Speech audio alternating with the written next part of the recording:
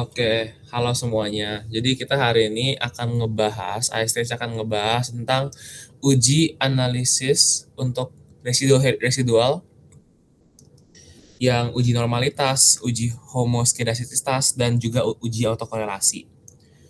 Jadi, kita akan dapat soal ini, disuruh membuat analisis regresi dari variabel prediktornya kecepatan loading terhadap jumlah pengunjung. Jadi kecepatan loading akan berhubungan dengan jumlah pengunjung. Nah, pertama kita akan mencari dulu kira-kira hubungan antara variabel x kita dengan variabel y kita seperti apa. Jadi kita cari dulu xi dikurangin x bar, ini s dari x ke x, itu seperti ini.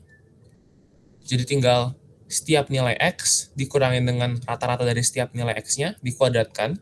Kita lakukan hal yang sama dengan y juga, yi dikurangi y bar dikuadratkan. Dan kita juga cari s antara dari x ke y. Jadi xi kurang x bar dikalikan dengan yi kurang y bar. Kayak gini. Nah, ini tujuannya untuk mencari nilai R nanti. Kita gunakan rumus bahwa R itu sama dengan S dari X ke Y dibagi akar dari S X ke X dikalikan dengan S Y ke Y. Nanti didapatkan bahwa korelasi antara variabel X dan variabel Y kita adalah negatif 0,98. Kalau negatif ini artinya bahwa semakin X-nya naik, Y-nya akan turun. Jadi hubungan korelasi negatif. Dan hubungannya tuh sangat besar, hampir 1. Jadi setiap kali X naik, Y bakal turun. Nah, selanjutnya ini karena di Excel, aku gunakan langsung aja untuk yang rumusan analisis data yang biasa, tapi kita bisa menggunakan nanti, bisa pakai ujian dengan matriks, bisa juga menggunakan rumusan beta 1 dan beta 0 sebenarnya, untuk mencari koefisien dari regresinya sendiri. Ini terserah nanti kalian mau caranya gimana. Kita bakal dapatkan bahwa interceptnya beta 0 itu bakal di 1221,428 sekian, dan juga beta 1-nya adalah di negatif 128,571 sekian. Kita dapat bahwa kita bisa menghitung prediksi dari si Y-nya, jadi YI hat. Nah, ini rumusannya gitu kan, tinggal kalian kerjain aja gitu. Dapat semuanya prediksinya, dan yang kita penting adalah mencari residual. Kita mau mencari residualnya. Residual adalah selisih antara Y dengan prediksi kita, jadi Y dikurang Y hat gitu ya. Dan juga kita punya residual kuadrat. Ini yang penting untuk semua uji-uji residual kita. Nah, pertama kita harus uji apakah beta 1 signifikan terhadap regresi kita.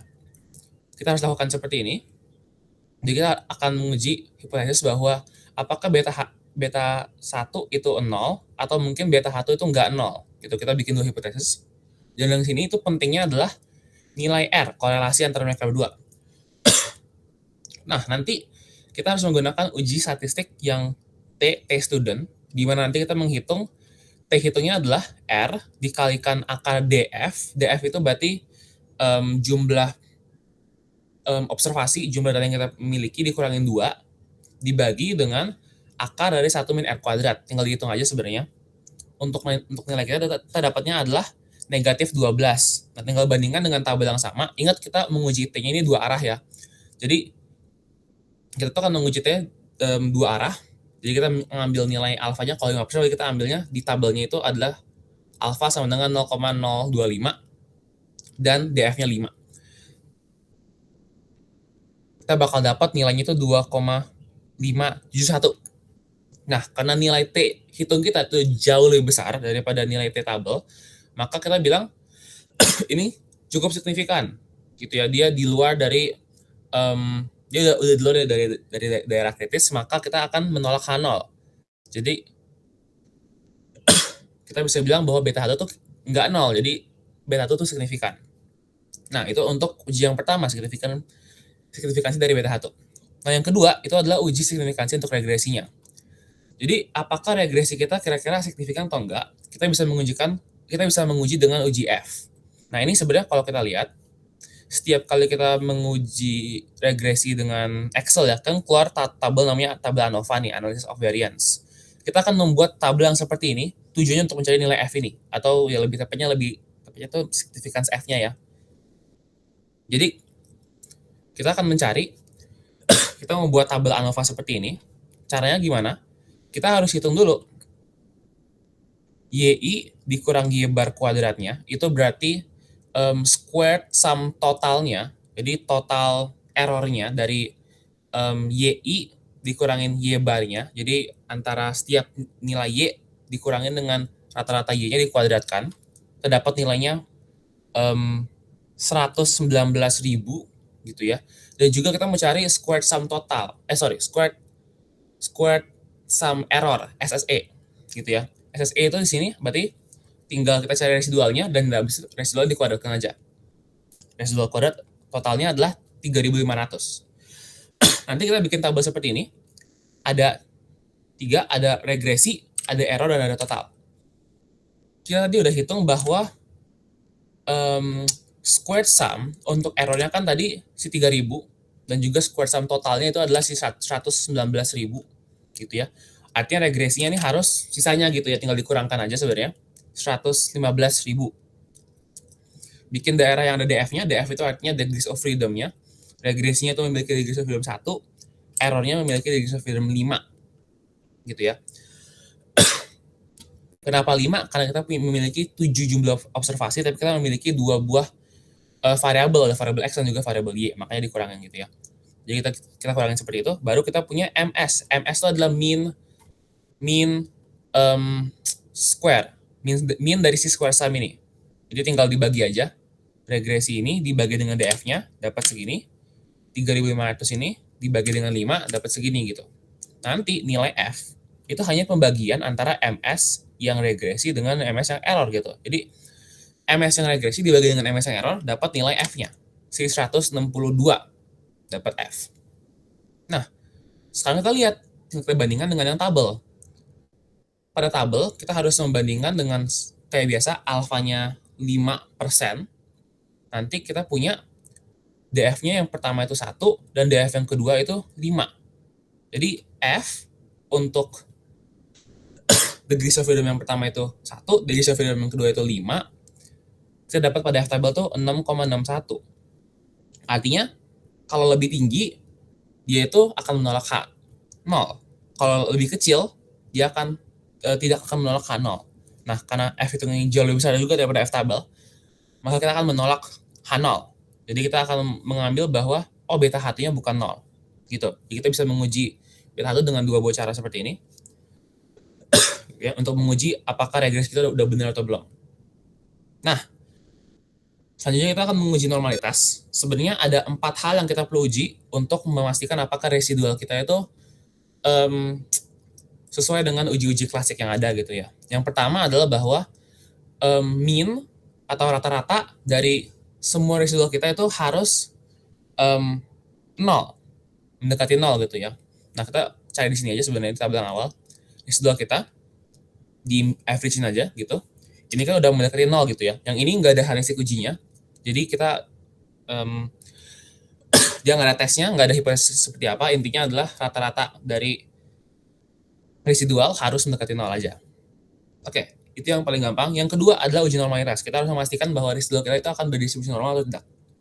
Jadi untuk ini, untuk data yang kecil kita akan menggunakan Shapiro-Wilk. Untuk yang besar kita akan menggunakan Kolmogorov-Smirnov. Tapi dalam kasus ini kita pakai Shapiro-Wilk aja karena datanya kan cuma di bawah 30 atau di bawah 50 gitu ya. Jadi pakai Shapiro-Wilk aja. Nanti ini bisa juga sambil dilihat dengan tabel-tabel yang nanti bakal dikasih juga di deskripsi videonya ya.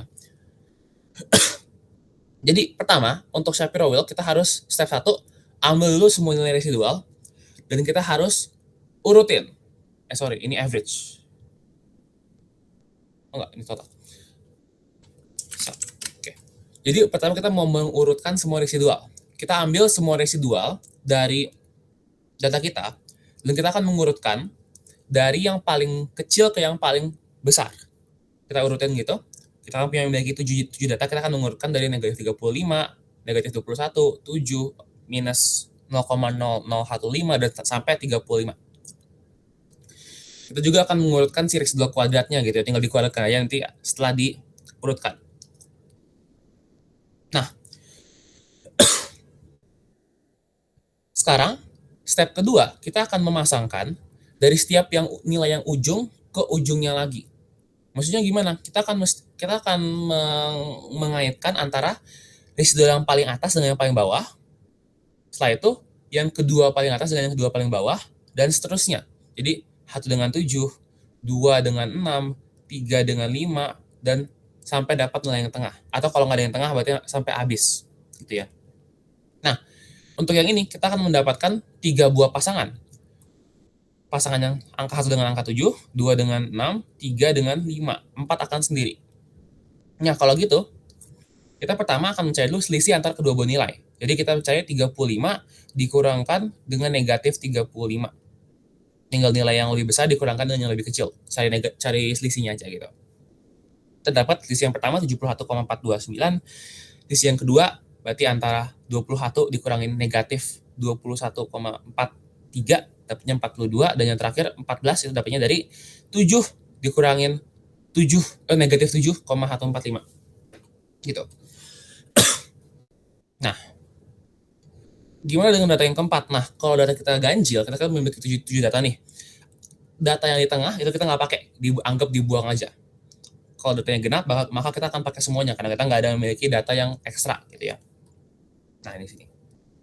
Kita akan mengabaikan data yang di tengah. Nah, step yang ketiga, kita akan mengalihkan nilai selisih tadi dengan masing-masing nilai A, AI pada tabel Shapiro-Wilk. Nanti akan dikirimin juga di deskripsi video, ini kalian bisa cek. Tapi untuk kita kalau memiliki 7 buah data,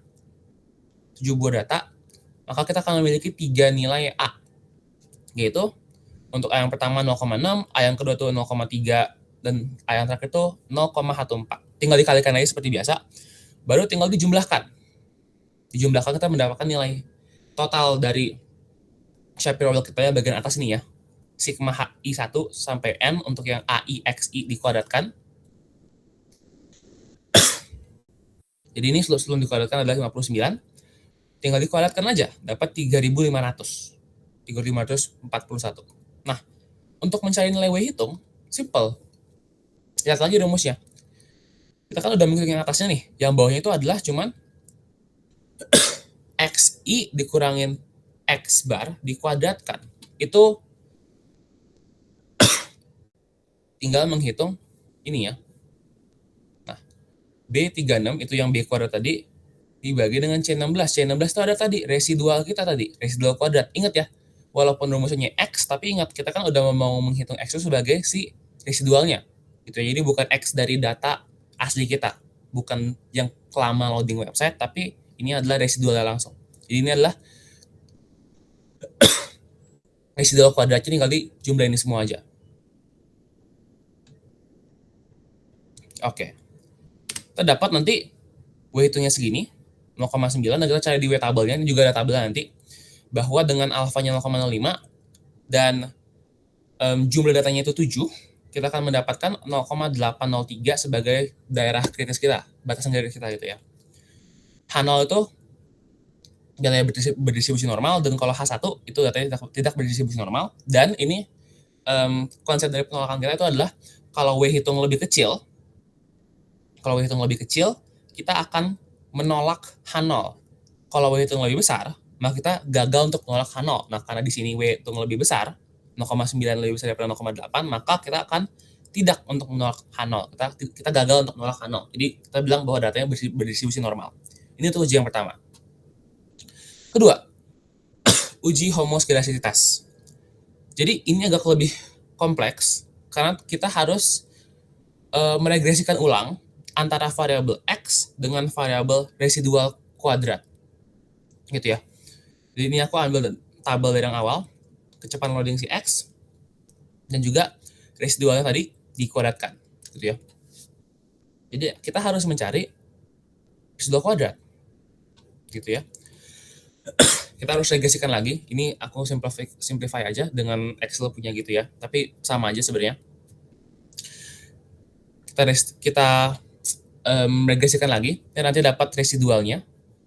Residual hat ini maksudnya prediksi residualnya ya, dengan rumusan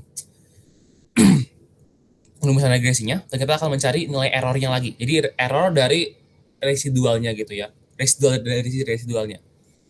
Tapi nilai segini, segini, segini, segini, segini, segini, dikuadratkan lagi, dapat kuadratnya segini gitu. Nah, sekarang kita memiliki dua buah hipotesis bahwa kalau H0 itu datanya homoskedastik dan kalau H1 itu berarti dia heteroskedastik. Homoskedastik itu artinya variansi itu bakal konstan, kalau hetero artinya variansi bakal berubah di tengah-tengah gitu ya, variansinya nggak konstan gitu. Nah, step pertama kita harus meregresikan X terhadap residual kuadrat gitu ya, untuk mencari apakah ada korelasi antara variabel prediktor X dengan variansi residual tadi gitu ya. Jadi, step 1, setelah udah menentukan residual, udah menentukan regresinya, kita harus menentukan berapa sih squared R. Jadi koefisien determinasi dari si regresi tersebut. Caranya simpel seperti biasa aja. Kalian mau nentuin ada banyak caranya gitu ya. Kalau yang aku sering pakai itu adalah 1 dikurangin G12 itu sini adalah squared sum error SSE dibagi dengan SST. 1 dikurangin SSE dibagi SST untuk mencari R square. Gitu ya. Squared sum error itu berarti adalah error term dikuadratkan baru dijumlahin semuanya. Dan square sum total itu artinya YI dikurangin Y bar dikuadratkan gitu. Baru dijumlahin semuanya. Nah, kita dapat nilai R kuadratnya adalah 0,24. Nah, sekarang kita perlu kalikan nilai N ini, nilai R ini dengan jumlah data yang kita punya, 7. Gitu kan? Maka kita dapat LM, ini statistik ujinya si homoskedastas, itu adalah si LM, 1,71, tinggal dikalikan aja sebenarnya dua ini, itu dapat 1,71. Nah, nanti kita dapat bahwa LM ini itu akan berkorelasi dengan distribusinya chi-square. Chi-square di sini yang bentuknya kayak X gitu ya, yang kayak chi-square, kita akan mengambil distribusi chi-square dengan DF-nya 1 dan alfanya 0,05. Kenapa DF-nya cuma 1? Karena kita mau ngambil di sini banyaknya variabel prediktor. Gitu ya. Kita ambil K-nya itu variabel prediktornya aja. Jadi cuma 1 variabel prediktor kita. Cuman X-nya cuma 1. Kita mengambil nanti pada tabelnya DF-nya 1 dan alfanya 0,05. Gitu ya. Dapatnya 3,84. Nah, jadi kita tinggal bandingkan. Kalau LM itu lebih kecil daripada chi-square hitung kita, maka H0 akan diterima. Kalau LM itu lebih besar daripada chi-square kita, chi-square tabel kita, maka H0 akan ditolak. Maka kita akan bilang dia nanti heteroskedastis, gitu ya. Nah, karena di sini 1,7 lebih kecil daripada 3,84, maka kita bilang H0 diterima, gitu ya. Jadi datanya akan berdistribusi secara homoskedastik. Bukan datanya tapi residual maksudnya. Residual akan berdistribusi secara homoskedastik. Variansinya bakal konstan. Nah, itu buat yang kedua. Sekarang yang terakhir, uji autokorelasi. Ini menggunakan uji Durbin-Watson. Ini yang paling simple. Tinggal kita perlu mengambil tabel residualnya dan juga residual kuadratnya. Gitu. Dan kita mau mencari berapa sih selisih residual antara yang residual dia dengan residual yang sebelumnya gitu ya. Jadi contohnya nih, untuk residual yang pertama kan dia belum ada selisih dengan yang sebelumnya ya. Kita kosongin aja. Buat selisih residual yang kedua, berarti min 35 dikurangin dengan 35 dapat min 71. Baru min 7 dikurangin min 35, dapatnya 28 gitu ya, dan seterusnya sampai habis. Baru nilai ini akan kita kuadratkan. Jadi selisih antara residual dikuadratkan. Dapatnya nilai 9.000 totalnya gitu ya. Totalnya 9.000 dan total dari residual kuadrat itu 3.571. Ini udah hitung beberapa kali. Nah, H0 untuk uji autokorelasi itu adalah tidak ada autokorelasi pada residual. Nah, H1-nya itu kebalikannya, terdapat autokorelasi pada residual. Nah, kita sekarang akan menghitung dulu DW. DW itu tadi berarti si Durbin-Watson-nya ya, statistik ujinya. Ini gampang banget, cuman selisih dari residualnya dikuadratkan, dibagi dengan residual kuadrat. Ini totalnya maksudnya ya, total dari selisih residual dikuadratkan, dibagi dengan total residual kuadrat. Jadi dengan kata lain 9.000 dibagi dengan 3.500 dapatnya 2,54 gitu ya. Nah, step 2 kita akan membandingkan dengan tabel Durbin-Watson, juga akan dikasih nanti. Nanti kita harus lihat K. K itu menunjukkan jumlah variabel prediktor, jumlah variabel X-nya gitu ya.